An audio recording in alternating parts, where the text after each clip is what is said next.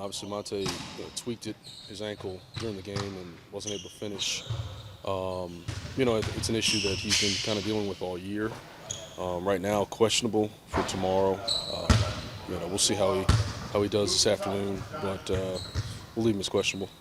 About Brad, KP, Well, yeah, KP will be questionable as well. He's feeling a lot better. He's able to get through parts of practice.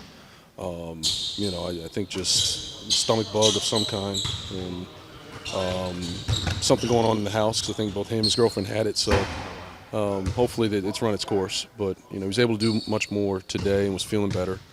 But we'll leave him as questionable as well. Obviously, Brad and Kuz will be out. Coach, 5 games left in the schedule, three games out of the plan. Just, you guys have kind of through the whole 9 of last 12 you've lost. Just with how you guys have been playing, how great is it the fact that you guys still have a chance to make the play? Yeah, I understand the chance is slim, but without our key guys, it's going to be difficult. And I can't really control those guys not being available, but we want to make sure we're prioritizing the minutes we're given. I think it's a great opportunity for our young guys to get out there and somewhat trial by fire, but to have to go through it and experience it in games where when it still matters. So make the most of those minutes and see what happens. Yeah, with the people that have been out and having new people in, is it tough to kind of get some consistency when guys are in and out with injury? Well, for sure. And it's also very difficult for young guys who haven't played much together. So there's a lot being thrown at them. But biggest thing is just keep competing. Control what we can control, compete, and then just try to play together. We saw Daniel Gafford bring the ball up last night. Pretty nice play. What do you think of that? I think he understands. There are times you can get away with it. Certainly not something we'll do possession after possession. But I think you break a press or you attack some type of coverage. I think it's okay. He's shown he's reliable enough to do that. We play through him a lot at the top of the floor, and he's gotten better and better at decision making, but also attacking downhill and finishing at a pretty good rate. What were your impressions of how Xavier played in his stint last night? I think okay. I think it's still new to him. He's playing a little bit of 4, a little bit of 5. Obviously we got to get more script with not just him but all the young guys to help keep him organized. Defensively I thought he was solid as far as coverage. He's picked that up rather well. Being in position, mixing up his levels and pick and rolls, even switching. So I think he's got a feel for all those things. It's just the offensive stuff.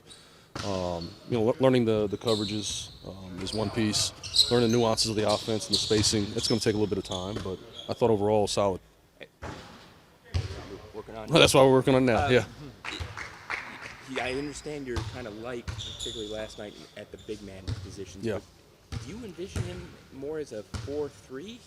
More 4. He's more 4. I think he can guard some 3s, be able to switch, guard small ball 5s. But I think his natural position is 4. Could he play 5? Oh, sure. I mean, yeah, I think in spurts. You're not going to have him guard some of the marquee matchups, but I think he can get away with the second line 5s, the small ball 5s, pick and pop guys. He's got the versatility, the athleticism to do that. Do you anticipate for tomorrow that Quentin and maybe even J-Huff and Xavier could see some? Yeah, potentially. I think it's. We of course want to give these guys a look, an opportunity for them to get out and play a little bit, see how these pairings go. You can't play 10, 12 guys in one game, but kind of read the flow of the game, and we want to make sure we give them an opportunity before the end of the season. Take my time, of course. I looked back, I think at Corey, to see really just who was in front of me and whatnot, and I just kind of went with it. I just went down court, seen how it felt, and it felt good. I went down and finished it. So. Corey was telling us about how at this point in the season he feels like he can try some things in games that usually he does in practice but doesn't often do in games. Yeah. Was that an example of that for you? Oh yeah, of course. I mean, we're in a position to where we're still fighting, but like at the same time, we're just out there just having fun playing ball. That's the main thing, and just really just doing some of the stuff that we work on day in day out there on the court in front of everybody is just showing what we can do. And he's showing that there's levels to his skill set, and just the same way with me. Just really just showing everybody just like the things that I work on day in day out on a daily basis. How tough is it that you guys are still have a shot at the play-in, but you guys have so many pieces out? I mean, just how tough is that to have to go out there with a new lineup, it feels like, all the time?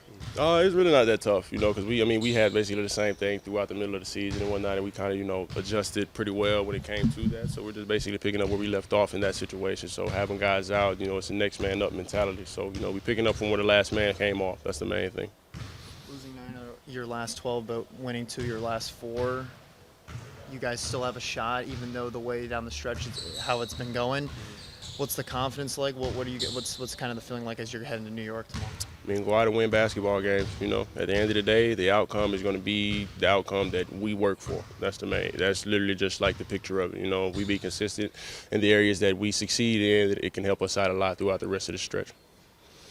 What do you think of Corey's three-point shooting last night? Oh, amazing. He comes in and he works on that every morning. He's one of the first guys on the floor, one of the last guys off the floor. And that's the things that's showing about him. He's actually coming out and showing the things that he's been working on. And the main thing is he's been actually, getting in here and, tuning up his shot. And I mean, I give him his props because he comes in and he puts his mind to one thing and he goes out and he shows what he really just kind of patches up and fixes and just work on his skill set night in, night out on a night-to-night basis, really. Daniel, what's been your perspective on the season Porzingis has had? Oh, amazing, I mean, 𝗙𝗢𝗟 is one of those guys that's rare. He's 7'3" and can shoot the ball like that and spread the floor. He's just doing basically what, God has given him talent to do. And he comes out night in, night out with the same mentality, being consistent, goes out and just dominates, and I just, piggyback off of that. I just come out and I just try to dominate consistently just like how he does, He's not that much older than you and the other guys, but on this team he's kind of a veteran. What have you seen in terms of him trying to help elevate some of the younger guys? He's shown a leadership role for sure. And one person that he's really had an impact on is Denny, of course. Those guys really have a good connection with each other, and day in, day out, you can just tell that, their relationship is growing on a day-to-day basis. And, it's all fun and games with those guys, and they come in and they work and they have fun with it and they just come out and play basketball. Going back to your play, taking the ball up the court, are you one of those guys who used to be a guard at any point in your basketball journey, or have you always been a big man? I've always been a big, I've always been the tallest person around everybody I've been, around in general, throughout my life. So I've always been down there in the post. Every now and then, I got a chance to where I could take it coast to coast, but usually most of the time I used to always kind of snowbird, like half court, and then, get my buckets in like that. But it was a rare occasion where I took it coast to coast. I think my first for real showing of me taking it coast to coast was in college, my last home game in 𝗪𝗏𝗪. Is it fun to be able to do that for a change, kind of like when an offensive lineman picks up a fumble? Oh yeah. It's like for sure when the offensive lineman picks up the football and runs for the touchdown. You just got to make sure you don't turn the ball over or fumble it.